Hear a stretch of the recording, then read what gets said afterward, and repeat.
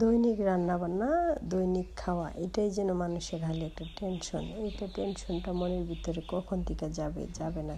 যতদিন বেঁচে থাকি আল্লাহ মনের ভিতরে এই খাবার দাবার টেনশনটা মাথায় থাকবেই। হ্যালো গাইস, আসসালামু আলাইকুম। কেমন আছেন সবাই? আশা করি আল্লাহর রহমতে ভালো আছেন। এই যে আমরা মনে করি না, আমরা যে কন্টেন্ট তৈরি করি, আমরা মনে করি যে আমরা ভিডিও ছাড়লেই টাকা পাবো, তাই না? না, এটা যে কত কষ্টের আর কত ধৈর্য ধরতে হয় সেটা যে কাজ করে সে জানে। তাহলে এই যে দেখেন, দীর্ঘ কয়েক বছর পর আমি এই কাজ করার পর আলহামদুলিল্লাহ কন্টেন্ট মনিটাইজেশন পেয়েছি। কিন্তু কন্টেন্ট মনিটাইজেশন পাওয়া মানে টাকা তাই নয়। তারপরে আমি দেখলাম এটা পাওয়ার পরে আরও কাজের প্রতি মনোযোগী হওয়া, কাজের প্রতি দূরত্ব বাড়াই দেওয়া। কারণ তোমার রিলস, ফটো, তারপর টেক্সট, বড় ভিডিও, ছোট ভিডিও সবগুলোই দিতে হবে। তার মানেই না কন্টেন্ট মনিটাইজেশন পাওয়ার ডলার ইনকাম করা। সে ডলারটা ইনকাম করতে অনেক সময় লাগে। সবাই সবার পাশে থাকা, এটাই তো কাজ। তাই একা হাতে কখনো সম্ভব না। তাই সবাই সবার পাশে থাকবেন, এটাই হলো আমাদের কাজ। আর আমরা ফেসবুক নিয়ে কাজ করি, একজন পাশে থাকা, এটাই হলো দায়িত্ব, কর্তব্য। আর আমাদের ব্যস্ত জীবন, যেটা নিয়ে আমরা কাজ করবো জিনিসটাই আমরা তুলে ধরবো। আর মনে করেন এঙ্গেজমেন্ট ভিডিও কখন আমরা ধাক্কা দিব না। অবশ্যই এটার মধ্যে একটা গঠনমূলক কমেন্ট রাখতে হবে ভালোভাবে। আর আমি নিজের থেকে আমি যতটুকু বুঝলাম, মনে করেন কি ফেসবুক একটা পেজ খুলে শুধু বসে থাকা না, তার মাঝে অবশ্যই কাজ করতে হবে। আজকে একটা ভিডিও দিলাম, কালকে একটা ভিডিও দিলাম, তা দিলেও চলবে না।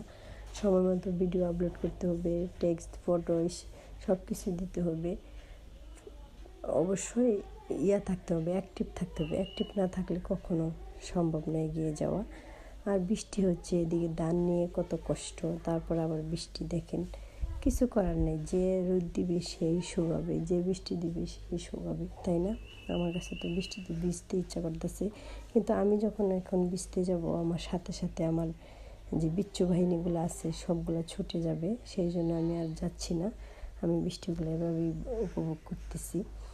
আর এই যে দেখেন, আমার কতগুলা যে আশেপাশে মামি শাশুড়ি যারা আছে তারা দেখেন এই যে শাক উড়াচ্ছে। এখান থেকে আমি বলতেছি, তোমরা জঙ্গলে কী করতেছো, আসো। আর আমার বাচ্চাদেরকে দেখে ধরে রাখা যাচ্ছে না। ধান কাটা হয়েছে আর জমিনের মধ্যে যায় যে কীরকম যে পাগলামি শুরু করে দিছে। এই যে কী যেন এগুলা ধরে, এই যে ডাকতেছি তাও আসে না। এই যে সারাক্ষণে গুড্ডি নিয়ে পড়ছে, গুড্ডি উড়াবে। ওনাদের বড় ভাই গুড্ডি উড়াইতেছে। যে দেখেন, গুড্ডি নিয়ে জমিন ফাঁকা পাইছে, জমিনের মধ্যে গুড্ডি উড়াচ্ছে। আর আকাশটা যে গুড্ডি উড়াচ্ছে বড় ছেলেটা, এই যে গুড্ডি, ছোট ছেলেটার হাতেও গুড্ডি। আকাশটাও মেঘলা মেঘলা, দেখেন দৃশ্যটাও কত ভালো লাগতেছে। মাশাআল্লাহ, খুবই ভালো লাগতেছে।